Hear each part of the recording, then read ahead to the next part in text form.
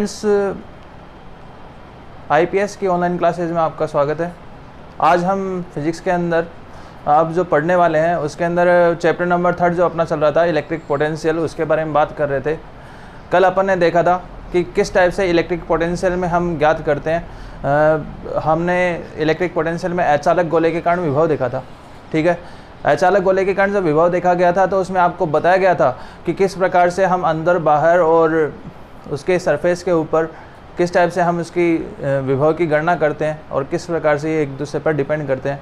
और देखा था कि चालक और अचालक एक दूसरे से भिन्न तभी रहता है जैसे उसके अंदर हमने बात करी थी कि चालक गोले के कारण जो विभव होता है वो अंदर KQ अपॉन कैपिटल R रहता है, जबकि हमने देखा था कि सेंटर के ऊपर यदि बात करी जाए अचालक गोले में तो उसका जो विभव की वैल्यू आई थी वो 3/2 KQ अपॉन R आई थी। तो किस प्रकार से ये निर्भर होता है और कैसे कैसे वैल्यू आगे जा करके इसकी घटती जाती है, तो ये हमने अचालक गोले के कारण विभव देखा था। मोस्ट इंपॉर्टेंट पॉइंट्स में ये टॉपिक जो है वो आता है। तो अब आपको जो ध्यान रखना है इसमें सबसे इम्पोर्टेंट रोल जो है वो सारे टॉपिक ही मोस्ट इंपॉर्टेंट रहते हैं। जैसे कि विभव में हमने शुरू से बात करते हुए आए हैं, आज जो अपना ये जल्दी से ही टॉपिक जो है वो ख़त्म हो जाएंगे। 3rd चैप्टर भी अपना पूरा हो जाएगा जल्दी। तो उस 3rd चैप्टर के अंदर हम जो पढ़ रहे हैं वो विभव के बारे में पढ़ रहे थे और इसके अंदर एक इम्पॉर्टेंट रोल रहेगा स्थितिज ऊर्जा का। ठीक है, पॉज करना है। अब देखिए जो अपना नेक्स्ट पॉइंट इसमें रहने वाला है वो है दो आवेशों के निकाय के स्थितिज ऊर्जा। ठीक है, आवेशों का निकाय तो आप जानते हो सिस्टम ऑफ चार्जेज, यानी कि एक ऐसा ग्रुप होना चाहिए जिसमें अंदर आवेशों की जो मात्रा है वो ज़्यादा हो, आवेश की संख्या है वो ज़्यादा हो, तो उसको हम क्या बोलेंगे, आवेशों का एक निकाय। और उस निकाय के कारण स्थितिज ऊर्जा पढ़ेंगे। अब आप ये तो पढ़ते हुए आए हैं कि स्थितिज ऊर्जा जो है वो कार्य के बराबर होती है। और कार्य क्या होता है, जब यानी किसी वस्तु के ऊपर बल लगाकर उसको विस्थापित किया जाता है तो वही क्या होता है, कार्य के बराबर होता है। अब हम यहाँ से देखेंगे कि आवेशों के निकाय की स्थितिज ऊर्जा क्या होगी, वो हमें चेक करना है। ठीक है, तो पहले मैं आपको डेफिनेशन बता देता हूँ इसकी कि आवेशों के निकाय की स्थितिज ऊर्जा क्या होती है। जैसे मान लीजिए कि एक निकाय है जिसके अंदर दो आवेश है। ठीक है, जैसे मैं एक बात कर रहा हूँ, Q1 आवेश है, एक आवेश है Q2।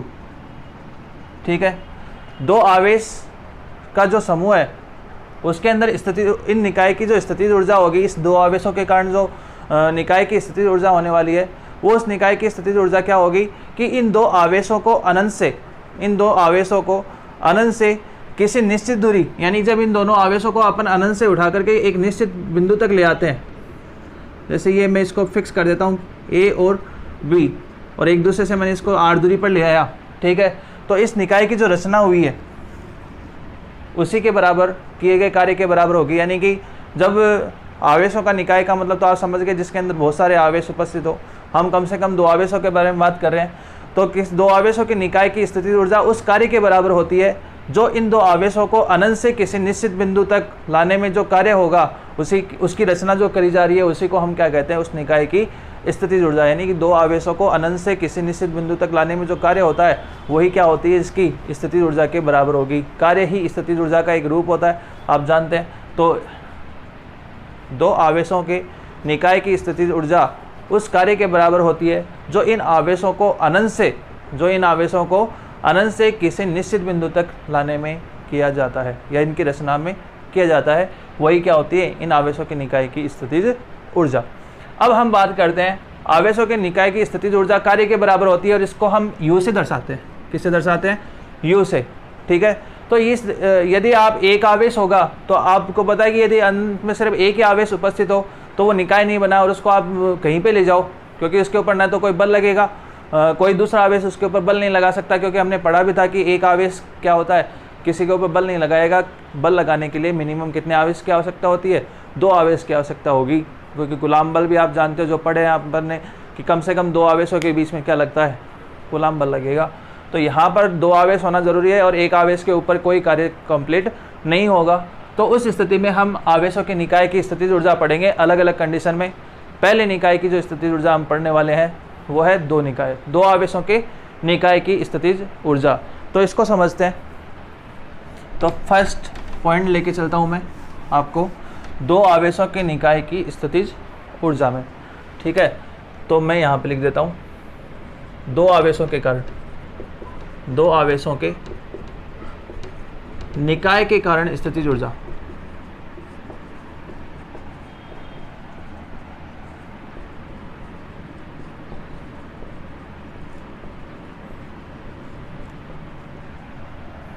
ठीक है, दोबारा डेफिनेशन देखेंगे कि दो आवेश का एक निकाय है जो परस्पर अनंत पर स्थित है Q1 और Q2, ठीक है।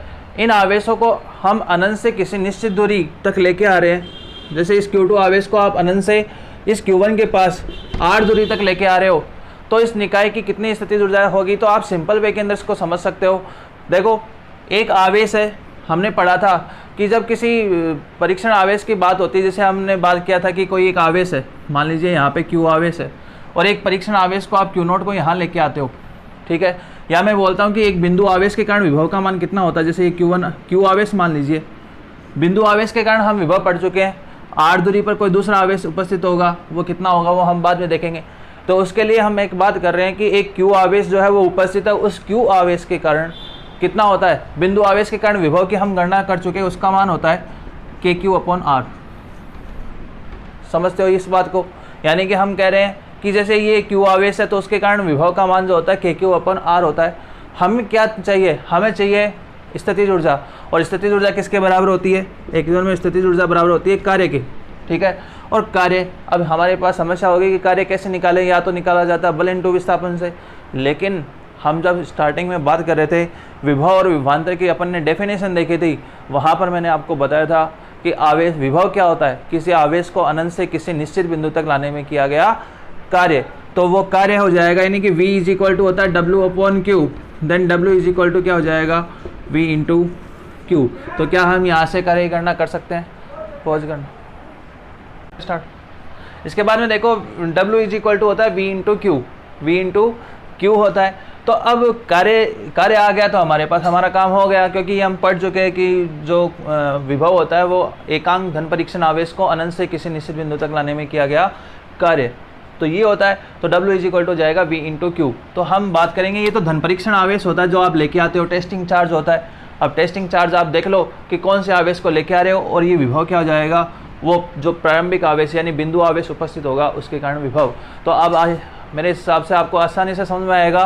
तो देखिए, मान लीजिए कि हम बात करते हैं कि एक आवेश था Q1, ठीक है, उसके समीप एक परीक्षण आवेश आप Q2 ले लीजिए, जिसको आप अनंत से कहाँ लेके आ रहे हो, एक निश्चित बिंदु B तक, जो कहाँ पर स्थित है, पहले आवेश से r दूरी पर स्थित है, ठीक है। तो इसके कारण जो इस Q1 के संपर्क में लेके आए हैं Q2 आवेश को, देखिए सिंपल वे के अंदर समझो इसको कि एक बिंदु आवेश कौन सा था, ये एक Q1 आवेश था, ठीक है। इस Q आवेश के कारण आप क्या कर रहे हो, विभव निकाल रहे हो। तो ये बिंदु आवेश के कारण विभव हम निकाल चुके, क्या होता है KQ/R, जबकि अपने पास आवेश कौन सा है Q1।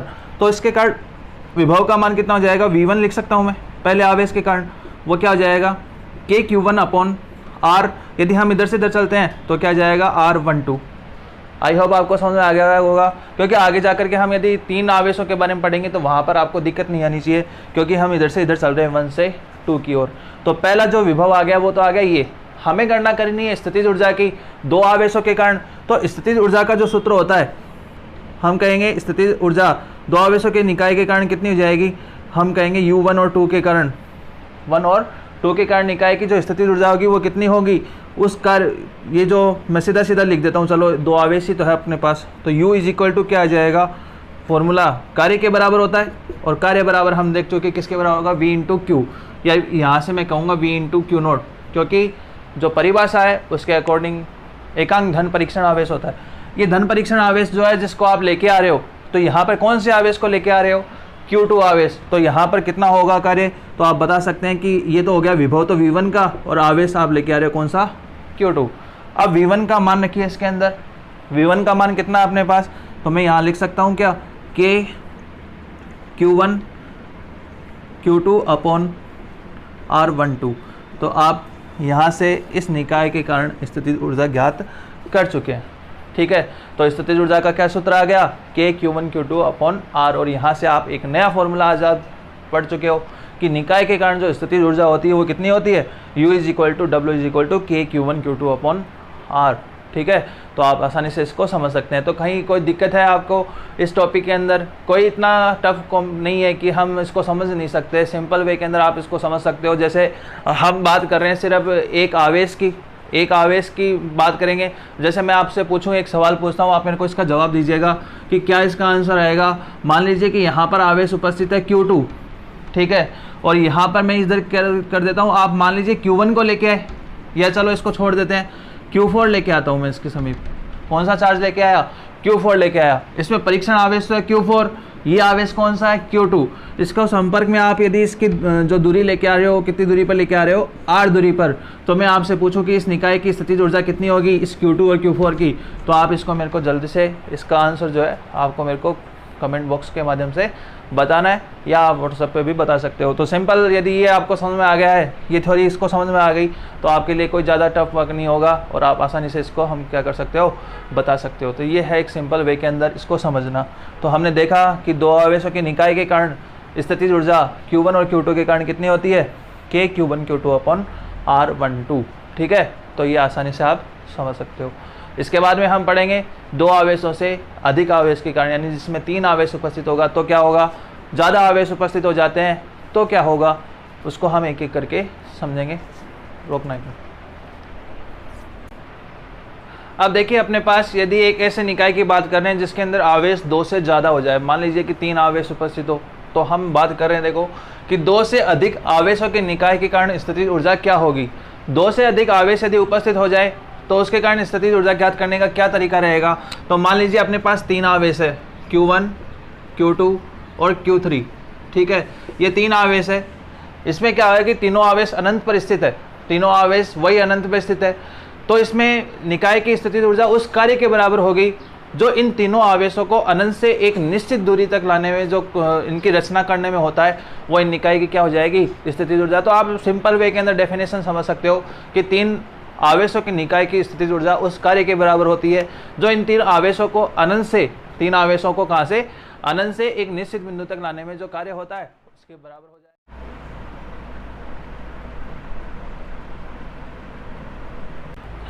तो इसके अंदर यदि 3 आवेश उपस्थित हो जाते हैं, तो अब इसकी स्थितिज ऊर्जा ज्ञात करना चाहते हैं तो क्या हो जाएगा, 3 आवेशों के कारण क्या होगा कि इन, जैसे हमने बात करी थी कि 3 आवेश उपस्थित है अपने पास अनंत पर। ठीक है, तो इसके कारण निकाय की जो स्थितिज ऊर्जा होगी उन आवेशों को अनंत से उस कार्य के बराबर होगी जो उन आवेशों को अनंत से किसी निश्चित बिंदु तक लाकर उनकी रचना करने में होता है, वही क्या हो जाता है, इसकी स्थितिज ऊर्जा हो जाएगी। तो मान लीजिए अपने पास 3 आवेश उपस्थित है, Q1, Q2 और Q3 परस्पर R दूरी पे लेके आ रहे हैं, लेकिन इनकी जो डिस्टेंस होगी वो किस टाइप से बदलती है वो समझिए। तो मान लीजिए अपने पास मैं निकाय बना रहा हूँ, एक तो हो गया Q1 आवेश, ये इधर हो गया Q2। ठीक है, ये अनंत पर हो गया, मतलब कहने का मतलब है, चलो इसको ऐसे लिख देते हैं Q2, और एक ही Q3। इन आवेशों को हम अनंत से एक निश्चित बिंदु तक ले आए, तो देखिए Q1 पर कितना जो विभव आएगा या कितना कार्य होगा इनका, तो उसकी गणना किस प्रकार से करेंगे हम। तो ये दूरी तो कितनी होगी आप बता सकते हो, Q1 के समीप Q2 को लाया जा रहा है, तो इसकी दूरी तो हम पढ़ ही चुके हैं अभी, R12 हो जाएगी। इधर से इसके बीच की डिस्टेंस कितनी होगी, Q1 और Q3 के बीच की, तो आप बता सकते हो R13, और इस 2 को 3 के संपर्क में लाया जा रहा है तो क्या हो जाएगा R23। तो आपके लिए कुछ ज़्यादा टफ नहीं रहेगा। तो अब बताइए, मैं आपसे एक एक करके यदि हम टॉपिक को सॉल्व करते चले तो क्या आएगा, इस संपूर्ण निकाय की स्थितिज ऊर्जा कितनी होगी। मोस्ट इंपॉर्टेंट सवाल में भी कई बार ऐसे न्यूमेरिकल पूछ लिया जाता है कि 3 आवेश आपको दे दिए जाएंगे, फिर आपसे एक सवाल करेंगे, इसके बाद में देखते हैं वो किस टाइप से सॉल्व होता है। तो देखो, तो ये अपने पास 3 आवेश है, Q1, Q2 और Q3, इनको एक दूसरे से अनंत से एक निश्चित दूरी पर लेके आ रहे हैं। तो इसकी दूरी तो है 1 और 2, इसकी हो जाएगी 1, 3 और इसकी हो जाएगी 2, 3। ठीक है, तो ये निकाय की स्थितिज ऊर्जा आने वाली है। आप देख सकते हो कि 2-3 आवेशों के लिए कितनी आएगी।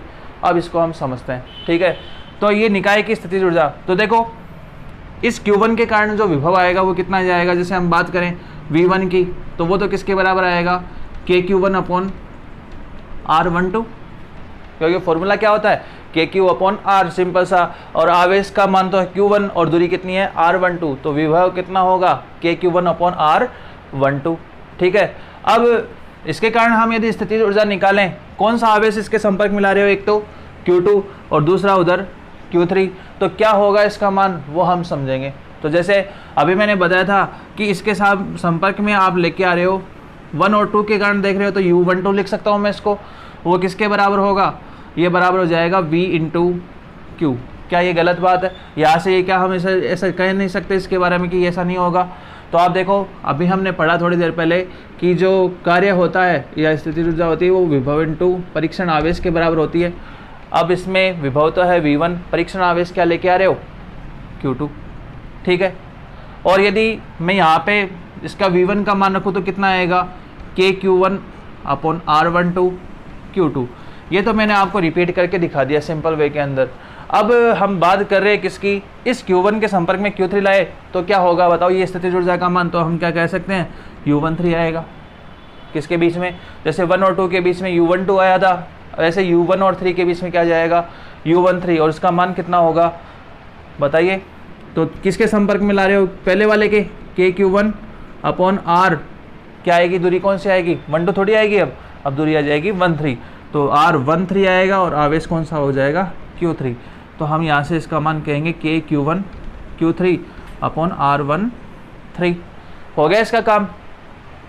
इसके लिए इसका आवेश का हो गया, इसका भी काम निपट गया। यदि इसके संपर्क में ये आता तो भी अपना काम हो गया, क्योंकि हमें पता है कि कार्य जो होता है वो कैसी राशि होती है, अदिश राशि होती है, और इसमें सदिश का कोई वैल्यू भी नहीं रहेगा। तो चाहे इस आवेश को इसके संपर्क में लाया जाए या इसको इसके संपर्क में, या इस आवेश को इन दोनों के संपर्क में लाया जाए तो ये मान रहेगा। तो अपने पास ये तो क्लियर हो गया। अब नेक्स्ट कौन सा निकालेंगे, ये और बच गया दूसरे और तीसरे के बीच में। समझ आ रही बात कि पहला का दूसरे के बारे में हो गया है, पहला का तीसरे के साथ हो गया, अब खाली ये रह गया दूसरा और तीसरा। तो अब बताइए कि इस U को हम कैसे निकालेंगे, किसके बारे में आएगा, Q2 को Q3 के संपर्क में लाने, यानी कि अनंत से इनको एक दूसरे के पास लेके आएंगे तो कितनी स्थितिज ऊर्जा होगी, तो हम लिख सकते हैं Q23। क्या लिख सकते हैं U23 लिख सकते हैं, ठीक है। तो इसका मान कितना आएगा बताइए, ये हो जाएगा V2 इंटू क्या Q3। कैसे आएगा इसका मान, तो U23, तो आवेश Q2 के कारण तो कितना आएगा मान, कितना आने वाला है भाई, फॉर्मूला तो वही रहेगा अपना V इंटू Q0, लेकिन अब की बार जो विभव होगा वो कौन सा होगा V2 हो जाएगा, और आवेश कौन सा हो जाएगा परीक्षण Q3, ठीक है। तो मान कितना आया, V2 का मान रखिए, ये तो जाएगा KQ2 अपॉन R 2 से 3 की ओर, और ये आवेश 3। तो सिंपल वे के अंदर ये हमने निकाल ली इसकी अलग अलग स्थिति ऊर्जा, ठीक है, 1 2 और ये 3, ये हमने इसकी स्थिति अलग अलग निकाल ली। हमें तो पूछा जा रहा है कि इन 2 से अधिक यानी कि 3 आवेशों के कारण निकाय की जो स्थितिज ऊर्जा होगी वो कितनी हो जाएगी, तो हम कहेंगे कि टोटल स्थितिज ऊर्जा इनके बीजगणितीय योग के बराबर हो जाएगी, यानी कि U12 plus U13 plus U23। तो U12 का मान कितना अपने पास, ये तो हम कहेंगे KQ1 Q2 upon R12 plus KQ1 Q3 upon R13 plus KQ2 Q3 upon R23। ये इस निकाय की स्थितिज ऊर्जा हो जाएगी, ठीक है। तो ये सिंपल वे के अंदर इस प्रकार से हम निकाय की स्थितिज ऊर्जा निकाल सकते हैं। आई होप आपको समझ में आया होगा। अब हम यदि 4 आवेश लेते हैं तो क्या होगा, वे भी मैं इसको भी आपको एक थोड़ा छोटे से रूप में मैं बताना चाहूँगा। तो आइए समझते हैं इसको, रोकना। अब कई बार एक क्वेश्चन आ जाता है एग्जाम में, जैसे मैं आपको एक बोलूँ कि आपको बताया जा रहा है कि सेम इसी के बेसिस पे, ताकि हमें दोबारा रिपीट नहीं करना पड़े, देखना नहीं पड़े, इसके लिए आपको मैं एक सिंपल वे के अंदर ये सवाल बताता हूँ कि मान लीजिए 3 आवेश दे रखे हैं, समान प्रकृति के हैं, और सबका बोल दिया जाता है कि सभी के ऊपर जो आवेश का मान है वो 2 माइक्रोकुलाम के बराबर है। तो 2 माइक्रोकुलाम होने का मतलब कितना हो गया, 2 × 10⁻⁻6 कुलाम, ठीक है। आपको बोला जाता है Q1 और Q2 के बीच की जो दूरी है, Q1 Q2 के बीच की दूरी क्या हो जाएगी R12। इसका मान आपको बता दिया जाता है जैसे 3 मीटर है, ठीक है। फिर आपको बोल दिया जाता है कि Q1 और Q3 के बीच की दूरी R13 हो जाएगा, ये 2 मीटर है। और फिर बोल दिया जाता है 2 और 3 के बीच में, Q2 और Q3 के बीच की दूरी आपको दे दी जाती है, यानी कि 2 और 3 के बीच की दूरी 1 मीटर। तो आपसे पूछा जाता है इन आवेशों के कारण, यानी 3 आवेशों के निकाय के कारण निर्मित स्थितिज ऊर्जा की गणना कीजिए, कितनी इसकी स्थितिज ऊर्जा का मान होगा। तो हम कैसे निकालेंगे, तो टोटल स्थितिज ऊर्जा अभी आपको बताया था, सिंपल वे के अंदर आपको बता रखा है कि 3 आवेशों के निकाय के कारण स्थितिज ऊर्जा होती है ये, ठीक है। KQ1 Q2 Q1 Q3 ये वाला ये मान आएगा, ठीक है। और अब आपको याद नहीं रहे, सपोज कीजिए आपको याद ही नहीं है कि ये फॉर्मूला क्या होगा, तो हम कैसे याद करेंगे, फॉर्मूला आपको ये याद रहना चाहिए स्थितिज ऊर्जा का, U इज इक्वल टू होता है KQ1 Q2 अपॉन R होता है, ठीक है। एक ना तो इस R स्क्वायर आता है ना और कुछ आता है, सिर्फ KQ1 Q2 अपॉन क्या होता है R। तो 3 आवेश के कारण है, जैसे आपको ये दूरी बता दी तो पहला 1 दूसरे के बारे में आएगा, 1 3 के बारे में आएगा, 2 3 के बारे में आएगा। तो क्या आएगा, Q पहले तो आ जाएगा पहले और तीसरे के कारण या पहले दूसरे के कारण R12, फिर पहले और तीसरे के कारण तो Q1 Q3 अपॉन R13, फिर आपके पास आ जाएगा लास्ट बचा 2 और तीसरा तो Q2 Q3 अपॉन R23। यदि आपको याद नहीं हो तो 3 आवेशों को एक निर्माण कर लीजिए, इस टाइप से चित्र बना लीजिए, फिर आपको आसानी से ये फॉर्मूला याद हो जाएगा। 2 तो इनके बीच में, फिर इनके बीच में और इसके बीच में, इतने में आपका काम बन जाएगा। अब मान रखिए बस, तो U is equal to K की वैल्यू कितनी होती है ये तो आप जानते हो, 9 × 10 के पावर क्या होता है 9 जाएगा। Q1 का मान सभी जगह 2 दे रखा है तो 2 माइक्रो कूलम है, तो यहाँ पे 2 रखोगे, यहाँ पे 2 रखोगे। R12 के बीच की दूरी 3 मीटर दे रखी है, फिर प्लस करना है, फिर ये मान रखना है, फिर सॉल्व करना है और सॉल्व करके मेरे को क्या करना है, आपको आंसर बताना है। तो ये सिंपल वे के अंदर आप इसका जवाब भी मुझे अपने रफ नोटबुक में इसको सॉल्व करना है, फेयर कॉपी में नहीं करना, क्योंकि सवाल मैंने आपको कोई लिखाया नहीं है। बस इस सवाल को आप अपनी रफ नोटबुक में कीजिए ताकि पता लग जाएगा कि आपको ये जो टॉपिक है वो समझ में आया है या नहीं आया, तो इसको आप आसानी से समझ सकते हैं। अब मैं यदि आपसे बात करता हूँ कि यदि 4 आवेश हो गए तो क्या होगा, कैसे आप इसकी स्थितिज ऊर्जा निकालेंगे, तो एक बार उसके लिए भी हम देख लेते हैं। सबसे अधिक आवेश के अंदर 4 आवेश है, Q1 Q2 Q3 और Q4 और आ गया। इसके कारण कितना होगा, तो आप कैसे गणना करोगे, तो देखिए पहले एक आवेश था अपने पास Q1, उसके कारण हमने स्थितिज ऊर्जा देखी कितनी आई थी, U1 से कारण निकाली थी, है ना। फिर अपने पास इस Q1 के संपर्क में आप देखिए एक एक करके हम इसको समझते हैं। तो देखो पहले आवेश के संपर्क में 3 आवेश आए, सिंपल वे के अंदर मैं इसको क्लियर कर दूंगा आपके पास। जैसे Q1 था, इसके संपर्क में 3 आवेश आ रखे हैं, एक तो Q2 आ रखा है, एक Q3 आ रखा है और एक आवेश आ रखा है Q4। ये बात समझ में आ रही है आपको, ठीक है। तो ये दूरी कितनी होगी यहाँ से यहाँ तक कि 1 2, ये 1 3 और ये 1 4, इसका काम निपट जाएगा, ठीक है। तो इस Q1 के कारण Q1 के संपर्क में Q2 Q3 और Q4 को लाने में, Q3 Q4 को लाने में जो निकाय की स्थितिज ऊर्जा होगी वो कितनी हो जाएगी, तो हम क्या बोलेंगे, तो हम इस Q1 के कारण यदि निकालें, जैसे मैं सिर्फ U1 की लिख देता हूँ इसको ताकि हमारा सारा काम पता लग जाए, तो U12 plus U13 plus U14। आई बात समझ में, सिंपल ही है, खाली आपने को इस आवेश के संपर्क में 2 3 और 4 लेके आए हैं, तो क्लियर है एकदम आसानी से। अब मान लीजिए इसका काम तो हो गया, यानी कि 1 का तो अब देखना ही नहीं है। अब दूसरा आवेश कौन सा है, Q2, इसके संपर्क में कौन सा आएगा, 1 वाले का तो काम हो ही गया ना, दूसरे वाले के साथ तो संपर्क में 1 के साथ 2 भी आ गया, 1 के साथ ये भी आ गया, लेकिन क्या Q2 के साथ 3 वाला आया, नहीं आया। 2 के साथ 4 वाला आया, नहीं आया। तो अब देखो Q2 के आगे वाले चल लो, Q2 के पास में कौन आएगा, Q3 और Q4। ये दूरी कितनी होगी, ये हो जाएगी 2 3 और ये कितनी होगी 2 4।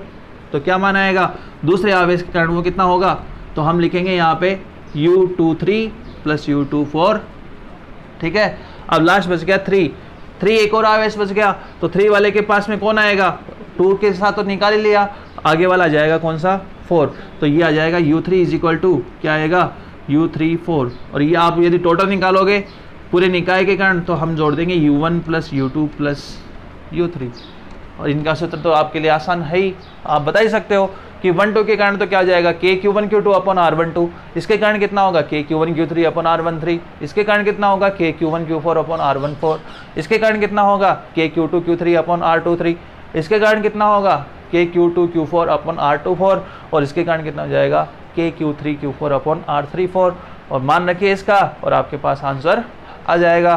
तो सिंपल वे के अंदर आप इसको भी आप मेरे को जवाब दे सकते हो, ठीक है। तो इसका आप मेरे को चारों आवेश के कारण बताइएगा कितना आएगा, और आपको कोई भी टफ सवाल लगता है तो आप उसके माध्यम से हमें पूछ सकते हैं। तो ये सिंपल सा वे है एक, जिसके अंदर हम आसानी से आपने देखा कि किस प्रकार से हम 2 या 2 से अधिक आवेशों के कारण निकाल सकते हैं। आप कितने भी अनंत आवेश भी होते हैं तो उसके कारण भी इसकी गणना कर सकते हैं। अब एक छोटी सी बात और आपके लिए लास्ट इसके अंदर कि यदि हमारे पास आवेश स्थितिज ऊर्जा होती है वो कार्य होता है, और कार्य का जो मात्रक होता है वो आप पढ़ के आए हैं क्या होता है, जूल। अब आपसे पूछ लिया जाता है कि पेपर में आ जाता है कि बताइए कि आवेशों के निकाय की स्थितिज ऊर्जा या सिर्फ स्थितिज ऊर्जा का जो मात्रक होता है वो क्या होता है, तो क्या होता है जूल। लेकिन इसके अंदर कार्य की बात हो रही है, आवेश को आप लेके आ रहे हो तो इसका एक और मात्रक होता है। क्यों, क्योंकि जो हमने कार्य पढ़ा वो किसके बराबर पड़ा, V इंटू क्यू के। क्यू होता है आवेश, इसको आवेश को हम इलेक्ट्रॉन भी लिख सकते हैं, और ये है वोल्ट, विभव का मात्रक, तो क्या होता है इलेक्ट्रॉन वोल्ट। ठीक है, तो इसका एक मात्रक तो सबसे बड़ा मात्रक होता है स्थितिज ऊर्जा का, वो तो होता है जूल। फिर इसकी छोटी इकाई के रूप में पूछा जाए तो वो होता है इलेक्ट्रॉन वोल्ट। अब 1 इलेक्ट्रॉन वोल्ट मैं आपको पहले भी बता चुका, इसका जवाब भी आपको ही देना पड़ेगा कि इसका आंसर क्या होता है। तो आप सिंपल से V का तो मात्रक वोल्ट है ही, उसको तो चेंज करना ही नहीं है। रही बात इलेक्ट्रॉन की, इलेक्ट्रॉन के पास आप जानते हो कितना चार्ज होता है, 1.6 इंटू 10 की पावर माइनस 19 कूलाम, और इसी के बराबर हो जाएगा कूलाम इंटू वोल्ट, किसके बराबर होता है जूल के। तो ये सीधा सा इसका आंसर तो मैं बता देता हूँ आपको, 1.6 इंटू 10 की पावर माइनस 19 क्या आएगा कूलाम इंटू वोल्ट, यानी कि जूल के बराबर। ठीक है, तो आसानी से आप इसको समझ सकते हैं।